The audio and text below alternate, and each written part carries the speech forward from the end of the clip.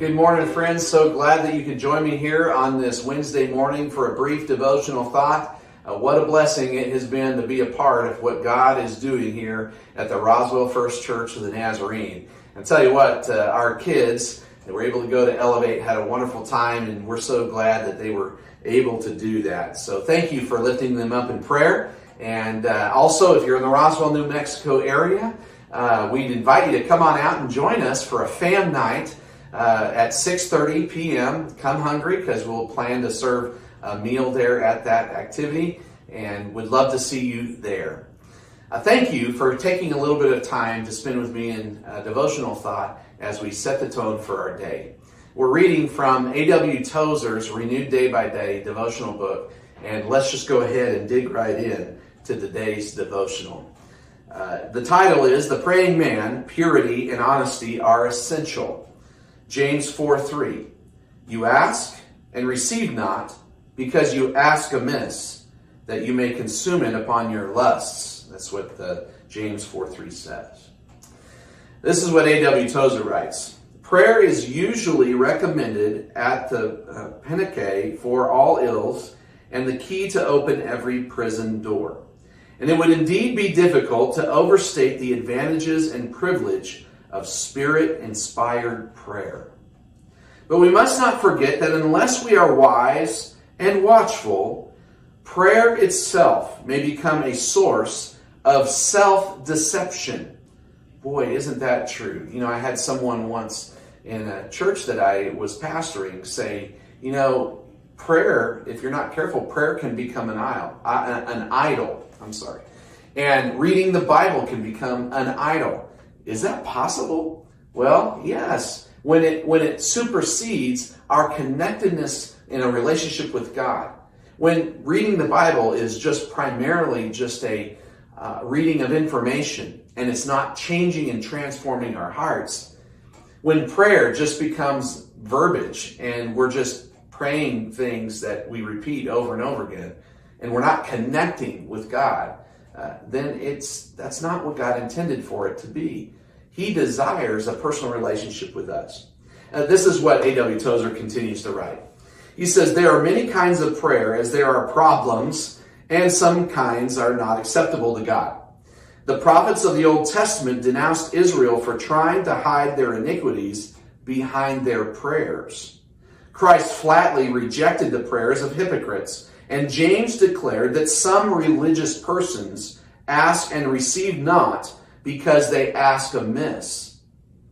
To escape self-deception, the praying man must come out clean and honest. He cannot hide in the cross while concealing in his bosom the golden wedge and the goodly Babylonish garment.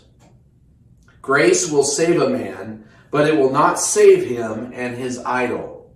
The blood of Christ will shield the penitent sinner alone, but never the sinner and his idol.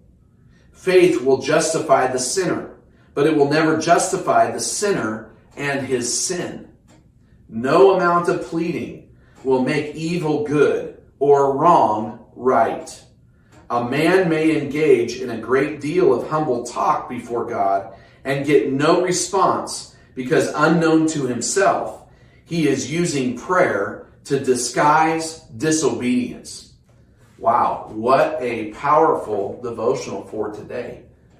So I guess the challenge for you and for me as well is when we come before God, we have to be authentic, genuine, and sincere when we are talking to Him.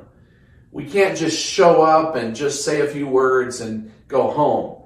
We have to engage and expect that God understands who we are and that He cares and has our best interest at heart. I hope that the next time you pray, that you'll think about this devotional, that you'll make that time to listen to what He wants to say to your heart. And allow Him to speak into your life, maybe through His Word or through His still small voice. And then when you take time to share with Him, be honest, be sincere. Know that He knows all the good, the bad, and the ugly, and you can't fool Him. So as we go to the Lord in prayer, let's remember these things and let's let them encourage and enrich our hearts. Let's bow our heads in prayer. Lord Jesus, we're grateful. We're grateful that you care about us. We're grateful that you have our best interest at heart. We're grateful that you want to hear about what's going on in our lives, and that you do want us to be honest and sincere, authentic before you. I pray, Lord Jesus, that you would help us with that. Help us to remember that you really do have a vested interest. You want to know what's lying heavy on our hearts, or if we're having a great day, you want to know about it so you can rejoice with us. Lord, I pray, God, that you would help us to remember that when we come before you, that you're very interested in what's going on. So thank you for the opportunity of prayer and the privilege of prayer. For we understand, God, that it is the Christian's most powerful weapon of warfare in the spiritual realm. So thank you for giving us that opportunity to connect with you. Go with us throughout this day, we ask.